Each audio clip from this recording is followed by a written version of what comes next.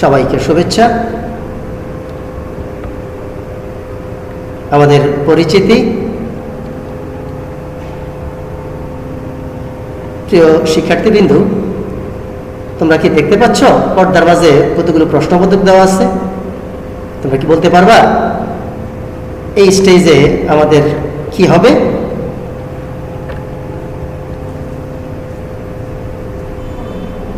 আমরা আরেকটি ছবি লক্ষ্য করি, সেখানে আমরা দেখছি 3 নম্বর পর্যায়ে এসে আমাদের প্রশ্নপত্র দেওয়া আছে। এখানেও তোমরা একটু চিন্তা করে দেখো কি হতে পারে এই পর্যায়ে এসে। হিসাব চক্রের 3য় ধাপে কি? তোমাদের ধারণা খুবই চমৎকার, তোমাদের উত্তর সঠিক হয়েছে, এই পর্যায়ে যাবে না। সুতরাং আমাদের আজকের পার্ট যাবে না। আমরা আমাদের শিখন ফলগুলো এক নজরে দেখে নিই।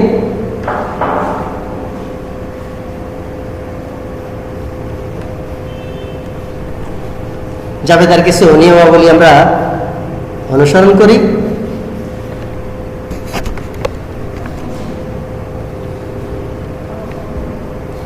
জাবেদার ছক, এই ছকে আমরা জাবেদা প্রস্তুত করব।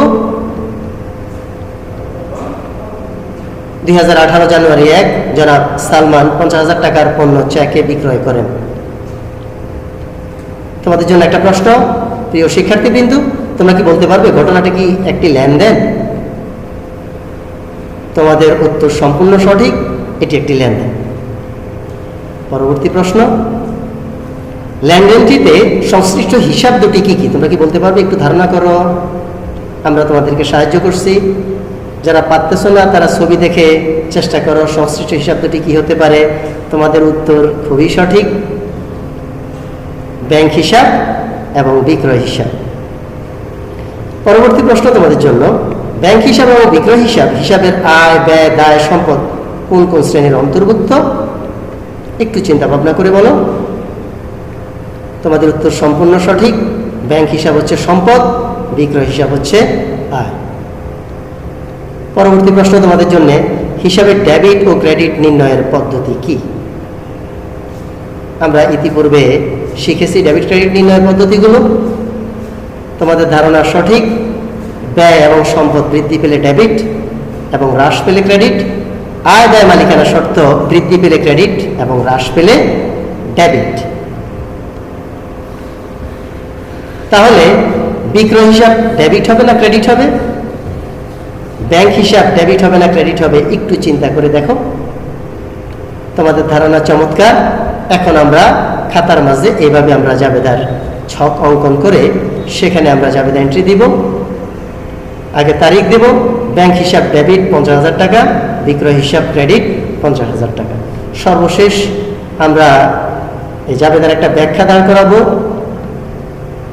চেকে বিক্রয় করা হলো। চমৎকার। পরবর্তী প্রশ্ন তোমাদের জন্য, বার্তা প্রদান করা হলো 4,000 টাকা। তোমরা কি বলতে পারবে ঘটনাটা কি একটি লেনদেন? তোমাদের উত্তর সঠিক, ঘটনাটি লেনদেন। পরবর্তী প্রশ্ন, লেনদেনটিতে সংশ্লিষ্ট হিসাব দুটি কি কি? একটু চিন্তা করো।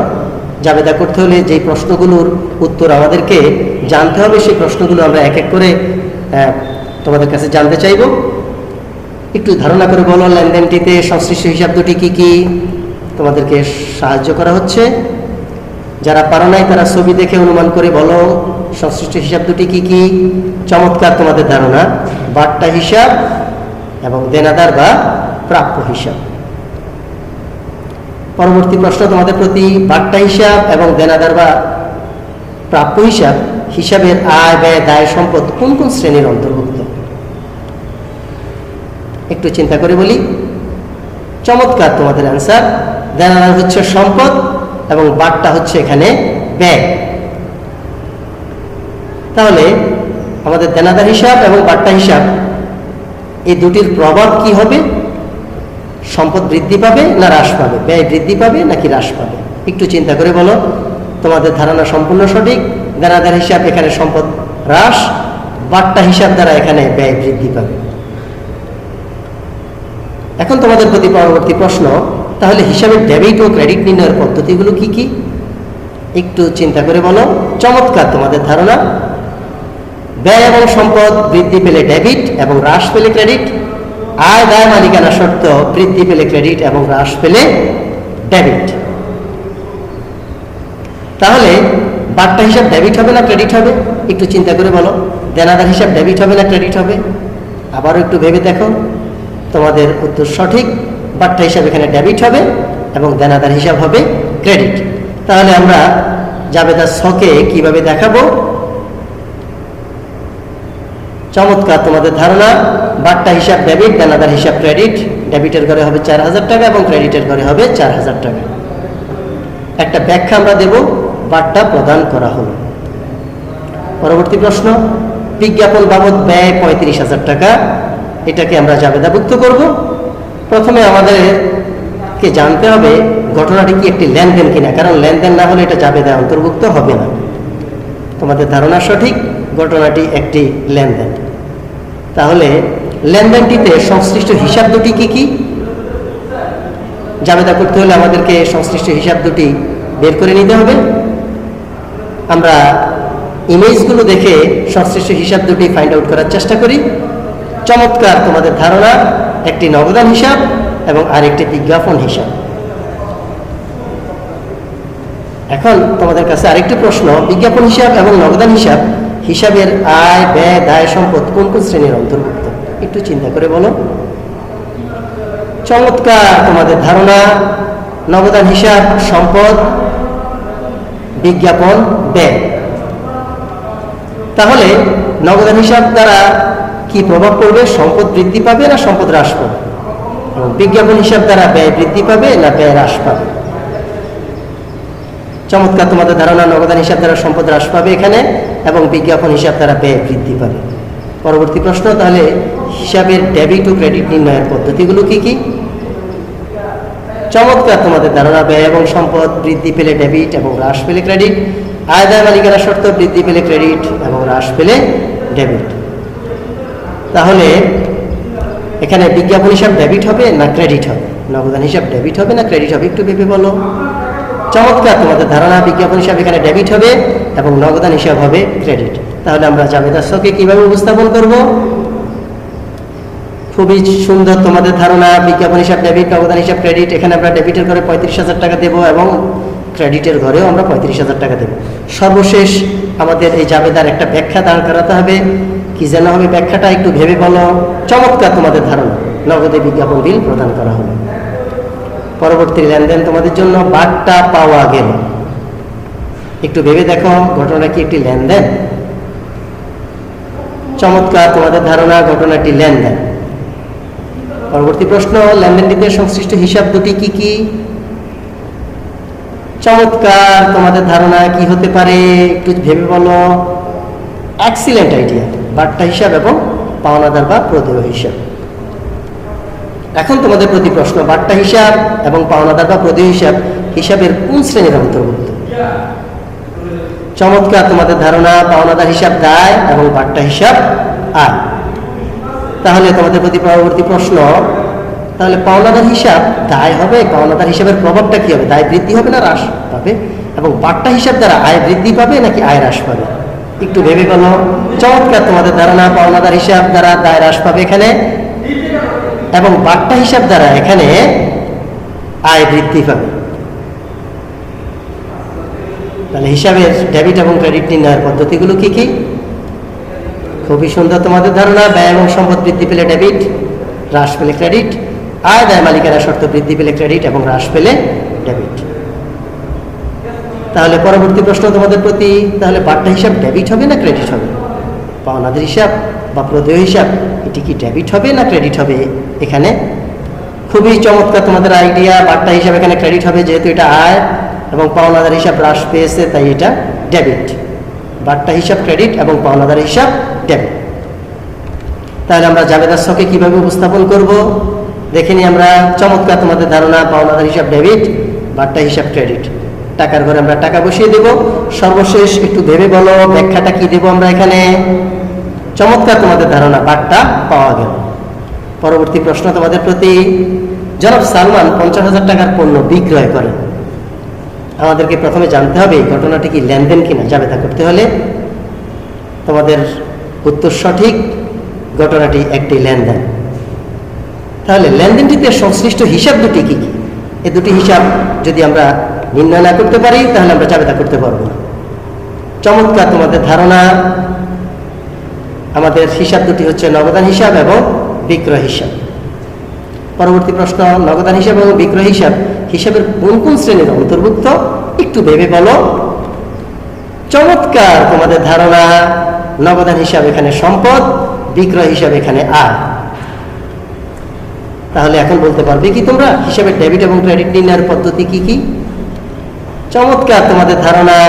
ব্যয় এবং সম্পদ বৃদ্ধি পেলে ডেবিট এবং হ্রাস পেলে ক্রেডিট, আয় দায় মালিকানা শর্ত বৃদ্ধি পেলে ক্রেডিট এবং হ্রাস পেলে ডেবিট। তাহলে এখানে বিক্রয় হিসাব কি ডেবিট হবে না ক্রেডিট হবে?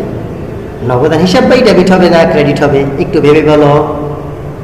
চমৎকার তোমাদের ধারণা। তাহলে আমরা জাবেদার ছক এটাকে কিভাবে উপস্থাপন করব? চমৎকার তোমাদের ধারণা। নগদান হিসাব ডেবিট 50,000 টাকা এবং বিক্রয় হিসাব ক্রেডিট 50,000 টাকা। এবার বলো তো তাহলে আমরা এখানে ব্যাখ্যা কি দিব? খুবই সুন্দর তোমাদের ধারণা। নগদে বিক্রয় করা হবে। পরবর্তী প্রশ্ন তোমাদের জন্য, মক্কেলদের নগদে আইনি সেবা প্রদান করা হলো 50,000 টাকা। একটু ভেবে বলো ঘটনাটা কি একটি লেনদেন? এক্সিলেন্ট আইডিয়া, ঘটনাটি একটি লেনদেন। তাহলে এখন বলতে পারবে কি লেনদেনটিতে সংশ্লিষ্ট হিসাব দুটি কি কি? Nice answer. সংশ্লিষ্ট হিসাব দুটি, একটি নগদান হিসাব এবং আরেকটি সেবা আয় হিসাব। এখন তোমরা কি বলতে পারবে তাহলে নগদান হিসাব এবং সেবা আয় হিসাব হিসাবের কোন কোন শ্রেণীর অন্তর্ভুক্ত? একটু ভেবে বলো। চমৎকার তোমাদের ধারণা। নগদান হিসাব একটা সম্পদ হিসাব, সেবা আয় হিসাব একটি আয় হিসাব। তাহলে তোমরা কি বলতে পারবে এখানে নগদান হিসাব দ্বারা প্রতিষ্ঠানের সম্পদ বৃদ্ধি পেয়েছে নাকি হ্রাস পেয়েছে? পক্ষান্তরে সেবা আয় হিসাব দ্বারা প্রতিষ্ঠানের আয় বৃদ্ধি পেয়েছে নাকি আয় হ্রাস পেয়েছে? একটু ভেবে বলো। Excellent answer. নগদান হিসাব দ্বারা এখানে আমাদের সম্পদ বৃদ্ধি পেয়েছে এবং সেবা আয় হিসাব দ্বারা এখানে আমাদের আয় বৃদ্ধি পেয়েছে। You are really great. তাহলে হিসাবে ডেবিট এবং ক্রেডিট নির্ণয়ের পদ্ধতিগুলো আরো একবার বলো। খুবই সুন্দর তোমাদের ধারণা। ব্যয় এবং সম্পদ বৃদ্ধি পেলে ডেবিট এবং হ্রাস পেলে ক্রেডিট, আয় দায় মালিকানা শর্ত বৃদ্ধি পেলে ক্রেডিট এবং হ্রাস পেলে ডেবিট হবে আমাদের। তাহলে এখানে সেবা আয় হিসাব ডেবিট হবে নাকি ক্রেডিট হবে? নগদান হিসাবই বা ডেবিট হবে নাকি ক্রেডিট হবে? একটু ভেবে বলো। চমৎকার তোমাদের ধারণা। সেবা আয়, আয় বৃদ্ধি পেলে ক্রেডিট এবং নগদান হিসাব সম্পদ বৃদ্ধি পেলে ডেবিট। তাহলে আমরা জাবেদার ছকে কিভাবে এটাকে প্রদর্শন করব? চমৎকার তোমাদের ধারণা। নগদান হিসাব ডেবিট 50,000 টাকা এবং সেবা আয় হিসাব ক্রেডিট 50,000 টাকা। এবার একটু ভেবে বলো তো এখানে আমরা এই জাবেদার ব্যাখ্যা কি দাঁড় করাবো? Brilliant answer. নগদে সেবা বিক্রয় করা। পরবর্তী প্রশ্ন তোমাদের জন্য, দেনাদারদের কাছ থেকে 5,000 টাকা আদায়যোগ্য নয়, কিভাবে আমরা এটি জাবেদা করব? প্রথমত আমাদেরকে জানতে হবে ঘটনাটি একটি লেনদেন কিনা। Brilliant answer. ঘটনাটি একটি লেনদেন। পরবর্তী প্রশ্ন, এখন আমাদেরকে নির্ণয় করতে হবে লেনদেনটিতে সংশ্লিষ্ট হিসাব দুটি কি কি হবে। চমৎকার তোমাদের ধারণা। একটি হিসাব হবে কুরিন বা অনাদায়ী দেনা হিসাব, আরেকটি হিসাব হবে দেনাদার হিসাব। এখন তোমাদের প্রতি প্রশ্ন, কুরিন হিসাব এবং দেনাদার হিসাব হিসাবের কোন কোন শ্রেণীর অন্তর্ভুক্ত? একটু ভেবে বলো। Brilliant answer. দেনাদার হিসাব আমাদের সম্পদ, কুরিন হিসাব এখানে আমাদের ব্যয় হিসাব হবে।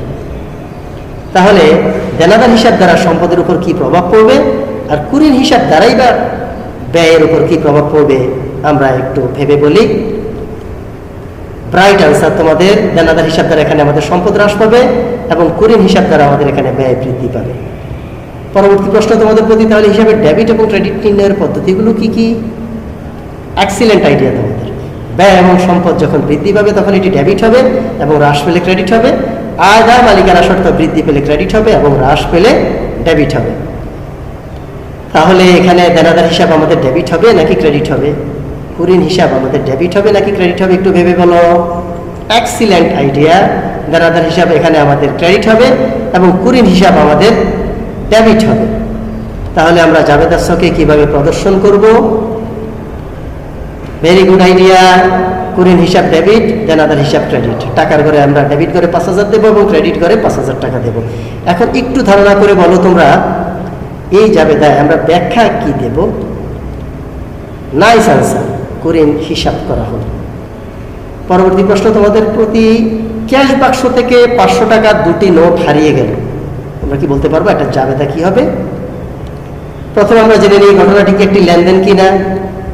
চমৎকার তোমাদের আনসার, ঘটনাটি একটি লেনদেন। পরবর্তী প্রশ্ন, লেনদেনটিতে সংশ্লিষ্ট হিসাব দুটি কি কি একটু ভেবে বলো। ব্রিলিয়ান্ট আনসার, নগদান হিসাব এবং বিবিধ ক্ষতি হিসাব।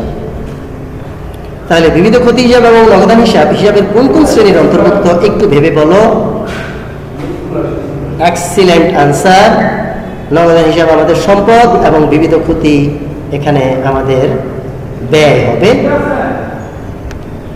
তাহলে নগদান হিসাব আমাদের ডেবিট হবে নাকি, নগদান হিসাব দ্বারা আমাদের কি সম্পদ বৃদ্ধি পাবে নাকি সম্পদ হ্রাস পাবে, এবং বিবিধ ক্ষতি হিসাব দ্বারা আমাদের কি ব্যয় বৃদ্ধি পাবে না ব্যয় হ্রাস পাবে একটু আমরা ভেবে বলি। চমৎকার তোমাদের ধারণা, নগদান হিসাব দ্বারা আমাদের এখানে সম্পদ হ্রাস পাবে কারণ নগদ টাকা আমাদের চলে গেছে, এবং বিবিধ ক্ষতি দ্বারা আমাদের ব্যয় বৃদ্ধি পাবে। তাহলে আমরা আরো একবার ভেবে দেখি হিসাবে ডেবিট এবং ক্রেডিট নির্ণয়ের পদ্ধতিগুলো কি কি হবে। খুবই চমৎকার ধারণা তোমাদের, ব্যয় এবং সম্পদ বৃদ্ধি পেলে ডেবিট হবে এবং হ্রাস পেলে ক্রেডিট হবে। আয় দায় মালিকানার শর্ত বৃদ্ধি পেলে ক্রেডিট হবে এবং হ্রাস পেলে ডেবিট হবে। তাহলে আমাদের এখানে নগদান হিসাব কি ডেবিট হবে না ক্রেডিট হবে? বিবিধ ক্ষতি হিসাব কি ডেবিট হবে না ক্রেডিট হবে একটু ভেবে বলো। নাইস আনসার, নগদান হিসাব এখানে ক্রেডিট হবে কারণ নগদ টাকা আমাদের এখানে চলে গেছে, এবং বিবিধ ক্ষতি হিসাব যেহেতু ব্যয় বৃদ্ধি পেয়েছে তাই এটা আমাদের ডেবিট হবে। তাহলে সুপ্রিয় শিক্ষার্থী মন্ডলী, আমরা একটু ভেবে বলি তাহলে জাবেদার ছকে আমরা কিভাবে এটিকে প্রদর্শন করব। চমৎকার তোমাদের ধারণা, বিবিধ ক্ষতি হিসাব ডেবিট, নগদান হিসাব ক্রেডিট, উভয় ঘরে আমরা টাকার পরিমাণ বসাবো। ব্যাখ্যাটা আমরা এভাবে দেবো, ক্যাশ বাক্স থেকে 1,000 টাকা হারিয়ে গেল। পরবর্তী প্রশ্ন, অফিসের জন্য কম্পিউটার ক্রয় 75,000 টাকা, এটি জাবেদা আমরা কিভাবে করব? প্রথমত আমাদেরকে জানতে হবে ঘটনাটি একটি লেনদেন কিনা, কারণ লেনদেন না হলে এর কোনো জাবেদা হবে না। চমৎকার তোমাদের আনসার, ঘটনাটি একটি লেনদেন। তাহলে তোমরা কি বলতে পারবে ঘটনাটিতে সংশ্লিষ্ট হিসাব দুটি কি কি? ভেরি গুড আনসার, সংশ্লিষ্ট হিসাব দুটি একটি নগদান হিসাব এবং অপরটি অফিস সরঞ্জাম হিসাব। তাহলে নগদান হিসাব এবং অফিস সরঞ্জাম হিসাব হিসাবের কোন কোন শ্রেণীর অন্তর্ভুক্ত একটু ভেবে বলো তোমরা। ব্রিলিয়ান্ট আনসার, নগদান হিসাব হবে আমাদের সম্পদ এবং অফিস সরঞ্জাম হিসাব হবে আমাদের, এটিও আমাদের আরেকটি সম্পদ। তাহলে অফিস সরঞ্জাম দ্বারা আমাদের সম্পদের উপর কি প্রভাব পড়বে এবং নগদান হিসাব দ্বারাই বা সম্পদের উপর কি প্রভাব পড়বে একটু ভেবে বলি। চমৎকার তোমাদের আনসার, অফিস সরঞ্জাম দ্বারা আমাদের এখানে সম্পদ বৃদ্ধি পাবে এবং নগদান হিসাব দ্বারা আমাদের এখানে সম্পদ হ্রাস পাবে। Brilliant answer. তাহলে হিসাবের ডেবিট এবং ক্রেডিট নির্ণয়ের পদ্ধতিগুলো কি কি হবে? Very good idea. ব্যয় এবং সম্পদ বৃদ্ধি পেলে ডেবিট এবং হ্রাস পেলে ক্রেডিট, আয় এবং মালিকানা শর্ত বৃদ্ধি পেলে ক্রেডিট এবং হ্রাস পেলে ডেবিট। তাহলে নগদান হিসাব এখানে ডেবিট হবে নাকি ক্রেডিট হবে? অফিস সরঞ্জাম হিসাব ডেবিট হবে নাকি ক্রেডিট হবে একটু ভেবে বলি। চমৎকার তোমাদের আইডিয়া, যেহেতু নগদান হিসাব এখানে নগদ টাকা হ্রাস পেয়েছে তাই এটি ক্রেডিট হবে, এবং অফিস সরঞ্জাম যেহেতু সম্পদ এবং এটি দ্বারা সম্পদ বৃদ্ধি পেয়েছে তাই এটি ডেবিট হবে। তাহলে আমরা জাবেদার ছকে কিভাবে আমরা প্রদর্শন করব? চমৎকার তোমাদের ধারণা, অফিস সরঞ্জাম হিসাব ডেবিট 75,000 টাকা এবং নগদান হিসাব ক্রেডিট 75,000 টাকা। একটু ভেবে বলবে কি তোমরা? তাহলে এখানে আমাদের ব্যাখ্যাটা আমরা কি দেব? ভেরি গুড আইডিয়া, নগদে কম্পিউটার ক্রয় করা হবে। পরবর্তী প্রশ্ন তোমাদের প্রতি, জনাব সালমান 20,000 টাকার পণ্য ধারে বিক্রয় করেন। এটি যদি আমরা জাবেদা অন্তর্ভুক্ত করি তাহলে প্রথমত আমাদের জানতে হবে ঘটনাটি একটি লেনদেন কিনা। চমৎকার তোমাদের ধারণা, ঘটনাটি একটি লেনদেন। পরবর্তী প্রশ্ন, বলতো লেনদেনটিতে সংশ্লিষ্ট হিসাব দুটি কি কি? ব্রিলিয়ান্ট আনসার, সংশ্লিষ্ট হিসাব দুটি দেনাদার বা প্রাপ্য হিসাব এবং অপরটি বিক্রয় হিসাব। তাহলে দেনাদার বা প্রাপ্য হিসাব এবং বিক্রয় হিসাব হিসাবের কোন কোন শ্রেণীর অন্তর্ভুক্ত? চমৎকার, তোমাদের ধারণা এখানে দেনাদার হিসাব হবে সম্পদ এবং বিক্রয় হিসাব হবে আমাদের আয়। তাহলে তোমরা কি বলতে পারবা এখানে হিসাবের ডেবিট এবং ক্রেডিট নির্ণয়ের পদ্ধতিগুলো কি কি? Nice answer. ব্যয় এবং সম্পদ বৃদ্ধি পেলে ডেবিট, হ্রাস পেলে ক্রেডিট। আয় দায় মালিকানা শর্ত বৃদ্ধি পেলে ক্রেডিট এবং হ্রাস পেলে ডেবিট। তাহলে এখানে বিক্রয় হিসাব ডেবিট হবে নাকি ক্রেডিট হবে? দেনাদার হিসাব বা প্রাপ্য হিসাব ডেবিট হবে নাকি ক্রেডিট হবে? একটু ভেবে বলি। চমৎকার তোমাদের আনসার। তাহলে আমরা এটাতে জাবেদার ছকে কিভাবে এন্ট্রি দেব? দেনাদার হিসাব ডেবিট, ডেবিট করে 50,000 টাকা এবং বিক্রয় হিসাব ক্রেডিট, ক্রেডিটের করে 50,000 টাকা। আমরা একটু ভেবে বলো এখানে আমরা কি ব্যাখ্যা দাঁড় করাবো? ভেরি গুড আইডিয়া, ধারে বিক্রয় করা হলো। পরবর্তী প্রশ্ন, এভাবে আমরা জাবেদা নিয়মগুলো আমরা শিখে নিলাম। আমরা এভাবেই চেষ্টা করব জাবেদাগুলো করার জন্য। আমরা নিজের সাথে নিজেরাই কি করব? প্রশ্ন করব। এই প্রশ্নগুলো উত্তর খুঁজে বের করে আমরা জাবেদার সমাধান করার চেষ্টা করব। আজকের মতো এখানেই শেষ। ধন্যবাদ সবাইকে।